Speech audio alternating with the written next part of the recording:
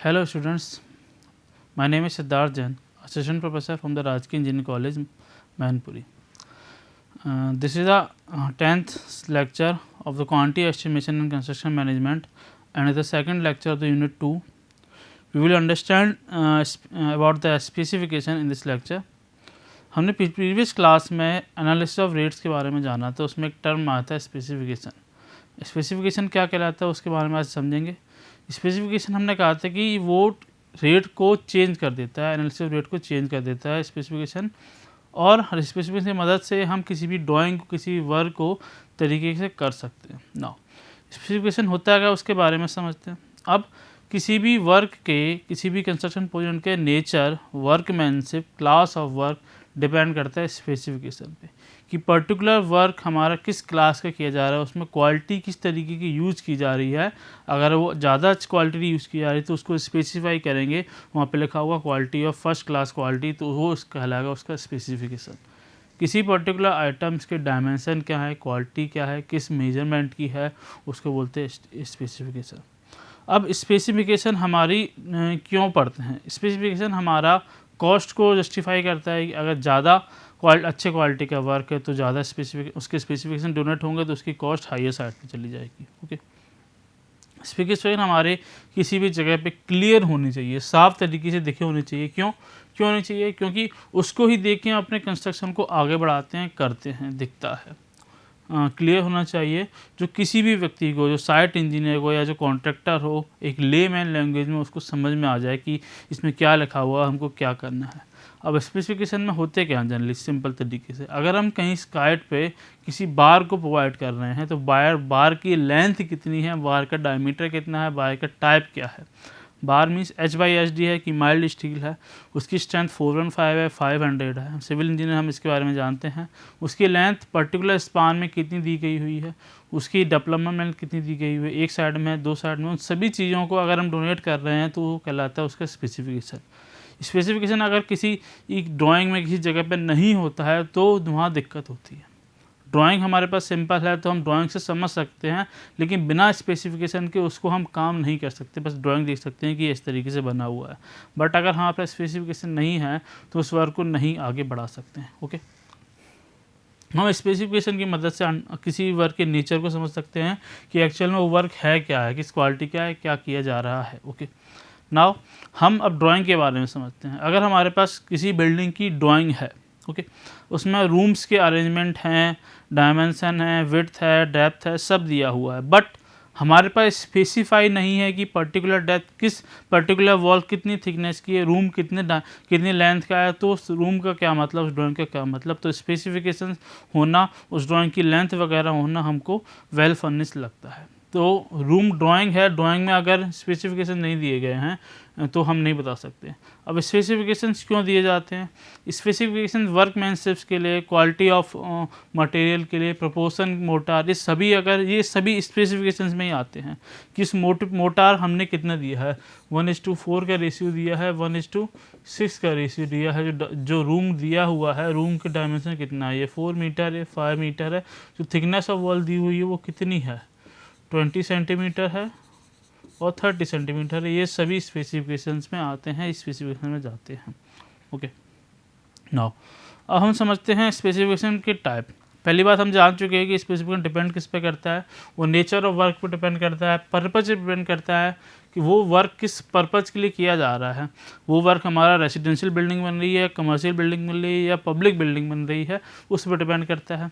ठीक, उसकी स्ट्रेंथ पर डिपेंड करता है कि हम मटेरियल कितना स्ट्रेंथ के प्रोवाइड कर रहे हैं. अगर मटेरियल ज़्यादा स्ट्रेंथ का होगा तो उसको दिखाना पड़ेगा कितने स्ट्रेंथ का है, तो अल्टीमेटली उसकी कॉस्ट भी बढ़ जाएगी. ओके, अवेलेबिलिटी ऑफ मटेरियल कहाँ से आ रहा है, पर्टिकुलर साइट से आ रहा है, अलग अलग साइट का नाम होते हैं, जैसे सैंड हमारा अलग जगह से आती है.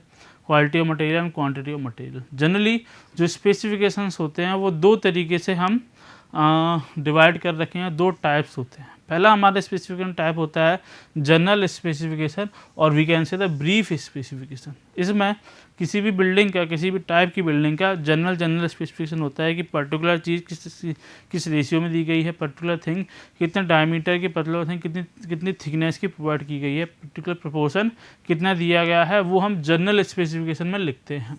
ओके, इसके बेसिस पे हम बिल्डिंग को डिफाइन कर सकते हैं। हम आगे अभी बिल्डिंग्स के बारे में जानेंगे, बिल्डिंग के जनरल स्पेसिफिकेशन के बारे में जानेंगे। अब उसमें क्लास के डिवाइड कर दिया गया कि फर्स्ट क्लास बिल्डिंग के क्या स्पेसिफिकेशंस होते हैं, सेकंड क्लास बिल्डिंग के क्या स्पेसिफिकेशंस होते हैं, थर्ड क्लास के एंड फोर्थ क्लास के।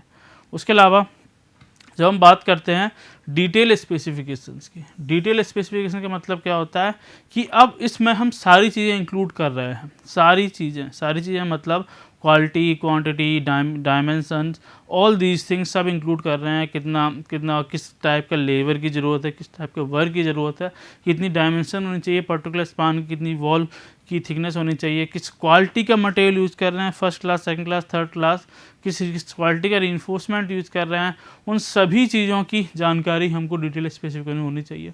अब इसके फ़ायदे क्या हैं? डिटेल स्पेसिफिकेशन की मदद से कोई भी व्यक्ति, लेमैन भी समझ सकता है कि इस पर्टिकुलर वर्क क्यों किया जा रहा है, किस टाइप का है, किस क्लास का है और क्या काम है। उसको देख के वो अपना जो कॉन्ट्रैक्टर होता है, जो साइड जो काम करता है, जो मिस्त्री वगैरह होता है, उस देख के वो समझ जाता है कि हमको कैसा काम करना है और क्या काम करना है। तो उसी तरीके से वो अपने काम को प्रोसीड करता है, अपने कंस्ट्रक्शन को प्रोसीड करता है और अपना कंस्ट्रक्शन पूरा करता है। तो हमको इन स्पेसिफिकेशन को तरीके से मेंशन रखना चाहिए। अब हम जनरल स्पेसिफिकेशन के बारे में समझते हैं, कुछ जनरल स्पेसिफिकेशन के बारे में समझते हैं। हम 4 तरीके की बिल्डिंग के बारे में जानेंगे। 4 तरीके के बिल्डिंग के जनरल स्पेसिफिकेशन को देखेंगे। 4 तरीके कौन कौन सी? हम फर्स्ट क्लास बिल्डिंग के बारे में जानेंगे, सेकंड क्लास बिल्डिंग के बारे में जानेंगे, थर्ड क्लास बिल्डिंग के बारे में जानेंगे और फोर्थ क्लास बिल्डिंग के बारे में जानेंगे। उनके जनरल स्पेसिफिकेशन को हम समझेंगे। पहले फर्स्ट क्लास बिल्डिंग समझ लेते हैं। अब फर्स्ट क्लास की बात कर रहे हैं तो इसका मतलब समझ लेते हैं। फर्स्ट क्लास से हम लोअर जा रहे हैं तो quality of material, quantity of material और स्पेसिफिकेशन भी हमारे घटते जाएंगे। फर्स्ट क्लास बिल्डिंग है तो हाईएस्ट स्ट्रेंथ के साथ जाएंगे, हायर क्वालिटी की तरफ जाएंगे, हायर स्पेसिफिकेशन की तरफ जाएंगे। तो वहाँ पर जो भी स्पेसिफिकेशन होंगे वो अच्छे होंगे। अच्छे मीन्स उसकी थिकनेस ज़्यादा होगी, उसकी क्वालिटी अच्छी होगी, उसकी क्वांटिटी अच्छी होगी। ठीक है, तो हम समझते हैं फाउंडेशन ऑफ प्लिंथ वर्क में, जो फर्स्ट क्लास बिल्डिंग में जो फाउंडेशन ऑन प्लिंथ वर्क के स्पेसिफिकेशन दिए जाते हैं वो क्या होते हैं। तो फाउंडेशन एंड प्लिंथ वर्क के लिए हमें फर्स्ट क्लास ब्रिक वर्क करना होता है विद अ लाइम मोर्टार और 1:6 रेशियो मोर्टार, सीमेंट मोर्टार और भी कैसे, या फिर जो प्लिंथ और फाउंडेशन दे रहा है ब्रिक वर्कर नहीं प्रोवाइड कर रहे हैं तो उसके बदले हम 1:4:8 रेशियो का सीमेंट कंक्रीट प्रोवाइड करेंगे। Okay, this is the specification of the first class for the foundation and plinth work. Now for the dam proof course DPC, जो हम प्लिंथ, जो हमारे स्ट्रक्चर के ऊपर दिया जाता है dam proof course, sorry DPC हमारा किसी भी जगह पे एक फर्स्ट क्लास बिल्डिंग के लिए जो DPC है, डैम प्रूफ कोर्स है, वो उसकी जो थिकनेस है, उसकी जो लेयर की थिकनेस है, इट शुड बी 2.5 सेंटीमीटर और we can say 25 mm thick cement concrete which has a ratio of, or we can say proportion of 1:1.5:3. It means 1 is the cement, 2 is the sand and 3 is the coarse aggregate.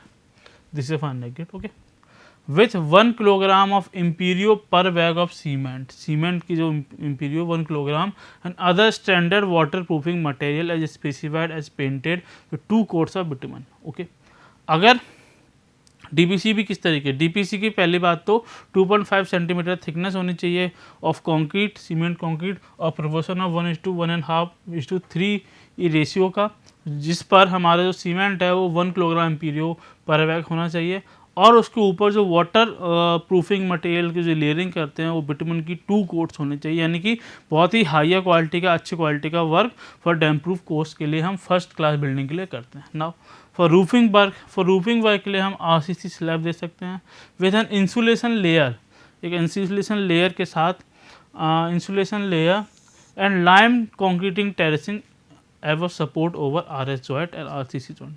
उसको हम बहुत अच्छी तरीके से करते हैं। Basically enforce slab को देते हैं, RCC वर्क का जॉइस्ट देते हैं जो बीम में रिक्वायर्ड होता है। ओके, रूफिंग के लिए भी अच्छे वर्क देते हैं। उसके अलावा हम सभी मिसलिनियस वर्क देते हैं। मिसलिनियस हाई क्वालिटी के वर्क देते हैं, जैसे बीम के लिए, फ्लोरिंग के लिए हाई क्वालिटी के मार्बल्स यूज करेंगे, मार्बल स्टोन यूज करेंगे अलग अलग क्वालिटी के। तो हम miscellaneous work first class brick में दे सकते हैं, जिसकी strength as well as appearance भी काफ़ी हाईएस्ट साइड में लेके जाते हैं। नाउ अब हम सेकंड क्लास बिल्डिंग के बारे में समझते हैं, इसके स्पेसिफिकेशंस क्या होते हैं। ऑब्वियस ये बात है कि सेकंड क्लास बिल्डिंग की जो स्पेसिफिकेशन है, जो क्वालिटी ऑफ वर्क है, वो फर्स्ट क्लास बिल्डिंग से लेसर होंगे, लेसर साइड में जाएंगे। क्यों? क्योंकि फर्स्ट क्लास बिल्डिंग उसकी स्ट्रेंथ और अपीयरेंस काफ़ी चीज़ हमको हाईर साइड पर ले जानी होती है, बट सेकंड क्लास बिल्डिंग के लिए हमको लोअर साइड में थोड़ी सी जानी होती है। तो सेकंड क्लास बिल्डिंग के लिए हम समझते हैं for foundation and plinth work, for the foundation and plinth work, the first class foundation plinth work, we use the first class brickwork in lime mortar over the lime concrete. Okay, अब यहाँ पर lime concrete की बात नहीं की गई, यहाँ बोला गया है कि हम फर्स्ट क्लास ब्रिक का यूज़ करेंगे, बट लाइम मोर्टार का यूज़ करेंगे। और यहाँ पर ये भी नहीं कहा गया है कि हम सीमेंट कंक्रीट का यूज़ कर सकते हैं। क्यों नहीं कहा गया? क्योंकि जो सेकंड क्लास बिल्डिंग है उसमें थोड़ा सा लोअर साइड में जा रहे हैं, तो जो सीमेंट कंक्रीट की बात हम करते हैं वो हाई साइड में चले जाती है, हाई स्ट्रेंथ की बात चली जाती है, उसकी कॉस्ट भी ज़्यादा होती है। But for the second class building we have to reduce the cost, हमको कम करनी होगी क्योंकि हल्का काम करना पड़ रहा है। तो वहाँ पर जो फाउंडेशन वर्क करना जा रहा है वहाँ पर हम केवल फर्स्ट क्लास ब्रिक के यूज़ करेंगे। ब्रिक वर्क तो हम फर्स्ट क्लास करेंगे, लेकिन लाइम मोर्टार से, लाइम कंक्रीट से नहीं। Okay, now for DPC work, हमने जब डीपीसी फर्स्ट क्लास बिल्डिंग के लिए देखा था, तो डीपीसी हमने देखा था 2.5 सेंटीमीटर थिक का with the insulation layer. Okay, but यहाँ पर ऐसी कोई बात नहीं कही गई, यहाँ पर सिंपल बोला गया कि डीपीसी हमारा 2 सेंटीमीटर की थिक एंड लेयर होनी चाहिए या फिर 20 mm की थिक लेयर होनी चाहिए बस, with cement concrete of ratio 1:2:4। अब यहाँ सीमेंट कंक्रीट का प्रोपोर्शन भी घट जाता है। जब वहाँ पर हम जब बात कर रहे थे फर्स्ट क्लास बिल्डिंग के लिए, तो सीमेंट कंक्रीट का जो प्रोपोर्शन था वो हाईयर स्ट्रेंथ का था, 1:1.5:3 का, और यहाँ पर जो प्रोपोर्शन है 1:2:4 का लिया गया है, मिक्स विद 1 किलोग्राम इम्पीरियो पर बैग ऑफ सीमेंट। सिंपल सी बात की गई है। नाउ फॉर रूफिंग वर्क हमको रीइंफोर्स ब्रिक का यूज़ किया गया है, रीइंफोर्स स्लैब का यूज़ ना, रीइंफोर्स कंक्रीट का यूज़ ना करके रीइंफोर्स ब्रिक का यूज़ किया गया है, रीइंफोर्स ब्रिक स्लैब का यूज़ किया गया है with an 7.5 centimetre lime concrete terracing. Okay, यहाँ पर लाइम कंक्रीट यूज़ किया गया है जिसकी थिकनेस हमारे पास 75 mm और 7.5 सेंटीमीटर रखी गई है। ओके, और जॉइस्ट है, जॉइस्ट सेम है, रीइंफोर्स स्लैब और आरसीसी वर्क बीम का यूज़ किया गया। अब मिसलिनियस आइटम में हम अलग चले जाते हैं, फ्लोरिंग चले जाते हैं, बीम चले जाते हैं, लेकिन मिसलिनियस आइटम में जो मिसलिनियस आइटम या बोल सकते हैं जो फ्लोरिंग हमने फर्स्ट क्लास बिल्डिंग के लिए यूज़ की गई थी वो यहाँ पर नहीं करेंगे, उससे लोअर साइड में जाएंगे। अगर हम कोई मार्बल्स यूज़ कर रहे हैं हाई क्वालिटी के फर्स्ट क्लास ब्रिक, लेकिन सेकंड क्लास बिल्डिंग के लिए हम उस मार्बल को चेंज करके चिप्स में कन्वर्ट कर देंगे। हम चिप्स का यूज़ कर सकते हैं, ये लो क्वालिटी टाइल्स का यूज़ कर सकते हैं इस for the second class building. Okay, अब हम सेकंड क्लास बिल्डिंग से थर्ड क्लास बिल्डिंग में समझते हैं कि थर्ड क्लास बिल्डिंग में क्या स्पेसिफिकेशन होनी चाहिए। अब ऑब्वियस ही बात है कि थर्ड क्लास बिल्डिंग हमारी लोअर स्ट्रेंथ की तरफ जाएगी, लोअर अपीयरेंस की तरफ जाएगी, तो थर्ड क्लास बिल्डिंग में जो भी मटेरियल्स यूज़ किए जाएंगे वो कम क्वांटिटी के होंगे, लेसर क्वालिटी के होंगे। तो यहाँ पे पहली चीज़ लिखी हुई है सिंपल सी, फाउंडेशन ऑफ प्लिंथ वर्क के लिए, जो फाउंडेशन ऑफ प्लिंथ वर्क के लिए हम जो ब्रिक का यूज़ कर रहे हैं यहाँ पर सेकंड क्लास ब्रिक का यूज़ किया जा रहा है। अब इट इज़ ऑब्वियस, हम जानते हैं कि फर्स्ट क्लास ब्रिक की जो स्ट्रेंथ होती है, जो अपीयरेंस होती है वो काफ़ी हाईयर साइड में होती है, ज़्यादा अच्छी होती है, but for the second class brick it is less, appearance भी हल्की होती है और हमारी जो स्ट्रेंथ होती है वो सेकंड क्लास ब्रिक वो भी कम होती है। अब यहाँ पर सेकंड क्लास ब्रिक को हमने यूज़ किया गया है lime concrete over the lime mortar over the lime concrete, lime mortar का यूज़ किया गया। Okay, for the second class brick in the third class building. Okay, now we understand about the dam proof course. अब dam proof course की बात कर लेते हैं। अब डैम प्रूफ कोर्स में हमारी सेकंड क्लास बिल्डिंग और थर्ड क्लास बिल्डिंग में ज़्यादा चेंज नहीं किए गए हैं, दोनों सेम है अप्रॉक्स। सेकंड क्लास बिल्डिंग में हमने देखा था कि 2 सेंटीमीटर की थिकनेस थी सीमेंट कंक्रीट की, जिसका रेशियो 1:2:4 ही था। यहाँ पर भी सेम है, हमारे पास 2 सेंटीमीटर थिकनेस है with the ratio of cement concrete 1:2:4 mix with 1 kilogram Imperio cement, वो तो सेम है। ओके, नाउ रूफिंग के लिए हमने जब प्रीवियस सेकंड क्लास बिल्डिंग में देखा था तो वहाँ पर हमारा आरसीसी का यूज़ किया गया था, बट इस यहाँ पर आरसीसी को पूरी तरीके से हटा के हम सीट्स का यूज़ कर रहे हैं, स्टील सीट्स या जीआई सीट्स का यूज़ कर रहे हैं, एसी सीट्स का यूज़ कर रहे हैं। हम सिंपल एक जो चादर आती है जिसको बोलते हैं सीमेंट की चादर, उसका यूज़ कर रहे हैं ओवर द टाइल्स। तो जो मड ओवर द टाइल्स और द ब्रिक और Planck over the wooden beams, हम लकड़ी के बीम्स प्रोवाइड कर रहे हैं जिस पे हमारी पूरी की पूरी रूफ सपोर्ट करेगी। सपोर्ट किस तरीके की रूफ होगी, GI शीट्स होगी और AC शीट्स होगी, स्लोपिंग रूफ, जिससे हम देखते हैं ना सीट्स जो फ्रेम स्ट्रक्चर होता है, पिन जॉइंटेड फ्रेम स्ट्रक्चर होता है जिसके ऊपर सीट्स लगाई जाती है, उस तरीके के रूफ का हम यूज़ कर रहे हैं अपनी इस 3rd क्लास बिल्डिंग में। ओके, नाउ अब हम समझते हैं मिसलिनियस आइटम में आते हैं। मिसलिनियस में हम फ्लोरिंग की बात करते हैं, तो फ्लोरिंग में हम सिंपल सी और हल्की क्वालिटी का मटेरियल यूज़ करेंगे। फॉर द फ्लोरिंग के लिए हम सिंपल सीमेंट कंक्रीट का लेयरिंग सीमेंट कंक्रीट नहीं, सीमेंट की लिक्विड सीमेंट की लेयरिंग कर सकते हैं सिंपल सी, और ब्रिक वर्क का यूज़ कर सकते हैं फॉर द फ्लोरिंग के लिए, क्योंकि हमें लोअर क्वालिटी जानी है, लोअर कॉस्ट की तरफ जानी है, लोअर स्ट्रेंथ की तरफ जानी है। तो सिंपल तरीके से हम छोटे हल्के चीज़ की यूज़ करेंगे। तो फॉर फ्लोरिंग हम लेस अमाउंट में जाएंगे। नाउ बीम और कॉलम के लिए भी, ब्रिक वर्क के लिए भी हम लेसर क्वालिटी की तरफ ही जाएंगे। अब जो ब्रिक वर्क किया जा रहा है फाउंडेशन में 2nd क्लास ब्रिक का, सो ब्रिक वर्क जो हमारा बॉल्स के लिए किया जाएगा वो भी हमारा 2nd क्लास का ही होगा। बट हम जो 2nd क्लास और 1st क्लास ब्रिक में बात करते हैं, इसमें जो ब्रिक वर्क किया जाएगा यहाँ पर हमारी जो इंटरनल वॉल्स होंगी और सपोर्ट वॉल्स होंगी वो 1st क्लास ब्रिक का यूज़ किया जाएगा। 1st क्लास ब्रिक का यहाँ पर भी for the 1st class building, and for the 2nd class building we use the 1st class brick also.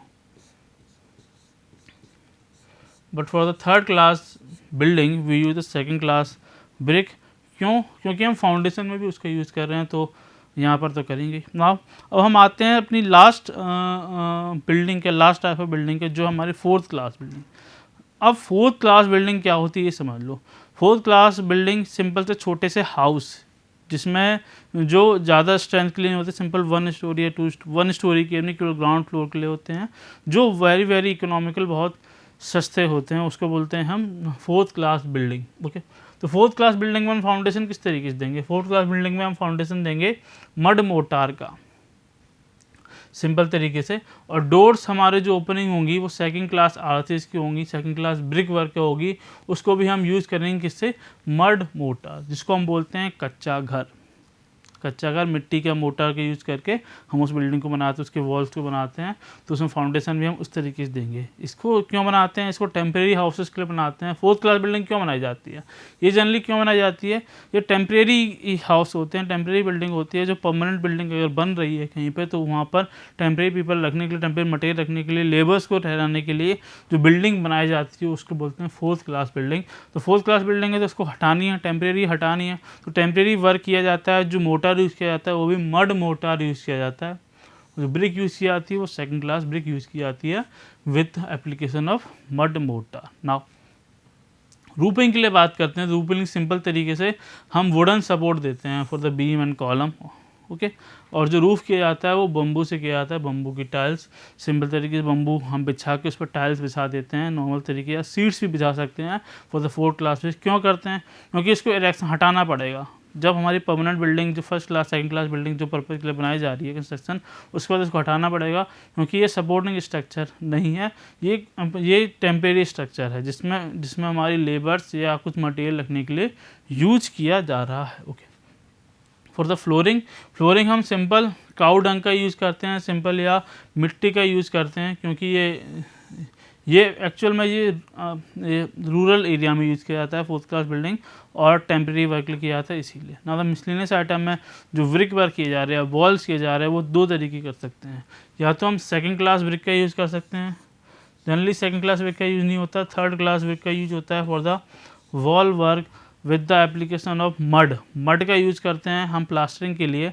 इसमें मड का यूज़ किया जाता है, मिट्टी का, फॉर द प्लास्टरिंग के लिए। ओके, मिसलिनियस आइटम में ये किया जाता है। तो हमने अपने जनरल स्पेसिफिकेशन या ब्रीफ स्पेसिफिकेशन में 4 तरीके की बिल्डिंग के बारे में समझा, 4 तरीके की बिल्डिंग के स्पेसिफिकेशन के बारे में समझा। स्पेसिफिकेशन किसके? उसके फाउंडेशन लेवल के, प्लिंथ लेवल के, डीपीसी लेवल के, रूफ लेवल के, फ्लोरिंग लेवल के और वॉल्स लेवल के स्पेसिफिकेशन के बारे में जाना। उसमें सिंपल ब्रीफ स्पेसिफिकेशन में, जनरल स्पेसिफिकेशन इतने दिया जाता है कि हमारी जो वॉल्स हैं वो कैसी हैं, किस मोटार के रेशियो लिया गया है, उसकी थिकनेस कितनी है, और उसमें कौन से किस क्लास का वर्क किया जा रहा है, किस क्लास का मटेरियल यूज़ किया जा रहा है। ओके, ये दिखा हुआ है, और डीपीसी के लिए भी ऐसा ही। तो हमने फर्स्ट क्लास ब्रिक में या फर्स्ट क्लास बिल्डिंग में हाईएस्ट साइड पे गए, जो स्पेसिफिकेशन हमारे थे वो हाईएस्ट साइड के थे, हायर क्वालिटी के थे। उसी तरीके से सेकंड क्लास स्पेसिफिकेशन में गए, सेकंड क्लास बिल्डिंग में गए तो उसके जो स्पेसिफिकेशन है, उसके मटेरियल यूज़ किए गए वो फर्स्ट क्लास ब्रिक के थोड़े हल्के यूज़ किए गए। जो वॉल की थिकनेस है, जो डीपीसी की लेयरिंग की थिकनेस है, वो भी हमारी लोअर साइड पे चली गई, 2.5 सेंटीमीटर से 2 सेंटीमीटर की तरफ चली गई। रूफिंग में भी हम जो स्लैब दे रहे हैं उसकी थिकनेस भी कम हो गई। ओके, और द थर्ड क्लास ब्रिक, ये भी हमारी और डाउन साइड चली जाती है, फ्लोरिंग भी हमारी कम चली जाती है क्वालिटी, और ब्रिक भी हमारी लोअर साइड चली जाती है। और जो रूफिंग के लिए हम जो मटेरियल यूज़ करते हैं वो हमारी स्लैब के बदले स्लैब आरसीसी स्लैब के बजाय हम जीआई शीट का यूज़ करते हैं, एसी शीट का यूज़ करते हैं with the supports of wooden plank और लोहा के वुडन प्लैंक से यूज़ करते हैं, सपोर्ट से यूज़ करते हैं, कॉलम से। Okay, now the specification for the fourth class building. Fourth class building is a temporary building or a rural building which is used for farmers or masons or laborers. Okay, ये हमारी use की जाती है। इसमें जो foundation level है वो mud का मोटार के साथ सेकंड क्लास की ब्रिक्स का बनाया जाता है, जो फाउंडेशन होता है उसका। और रूफिंग जो की जाती है वो हमारे पास वुडन सपोर्ट के साथ बम्बू की टाइल्स यूज़ करके हम रूफिंग करते हैं। ओके, और जो फ्लोरिंग होती है वो मड की फ्लोरिंग या फिर काउडंग की फ्लोरिंग हम कर देते हैं। अब इसमें मिसलेनियस आइटम्स, जो हमारी जो वॉल्स होती हैं वो थर्ड क्लास ब्रिक या सेकंड क्लास ब्रिक की यूज़ होती है, जिसमें मड मोटार का यूज़ करते हैं, और जो प्लास्टरिंग वर्क करते हैं वो भी हम मड का यूज़ करते हैं। नाउ अब हमने जनरल स्पेसिफिकेशन के बारे में समझ लिया, जनरल स्पेसिफिकेशन किस किस तरीके के होते हैं, 4 तरीके की बिल्डिंग के जनरल स्पेसिफिकेशन समझे। अब हम डिटेल स्पेसिफिकेशन के बारे में समझते हैं। जनरल चीज़ समझते हैं डिटेल स्पेसिफिकेशन होता क्या है और इसकी ज़रूरत क्यों है। अब डिटेल स्पेसिफिकेशन में सारी चीज़ें मेंशन होती हैं, सारी चीज़ें क्या कि वो सारी डिस्क्राइब करती हैं, डिटेल डिस्क्रिप्शन देता है, सारी रिक्वायरमेंट क्या है हमारी, किस पोजीशन पे कौन सी चीज़ है, कौन सा रूम किस पोजीशन में वो मेंशन रखता है, वो बताता है डिटेल स्पेसिफिकेशन।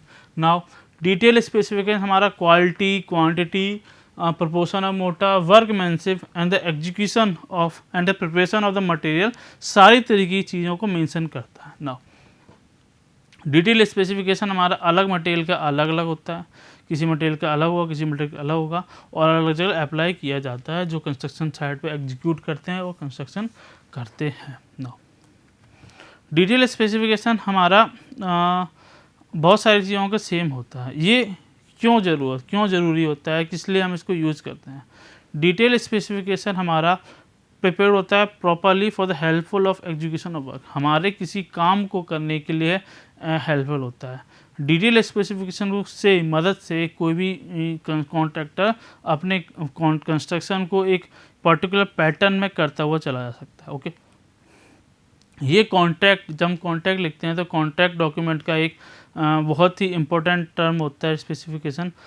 हर डिपार्टमेंट में, जितने भी डिपार्टमेंट्स हमारे पास हैं, जो इंजीनियरिंग डिपार्टमेंट होते हैं, हर डिपार्टमेंट डिटेल स्पेसिफिकेशन रखता है अलग अलग आइटम्स के, अलग अलग मटेरियल के, अलग अलग टाइप के वर्क पे, जो एक बुक के रूप में कन्वर्ट होते हैं, प्रिंटेड बुक, जिसका टाइटल खुद ही होता है डिटेल स्पेसिफिकेशन।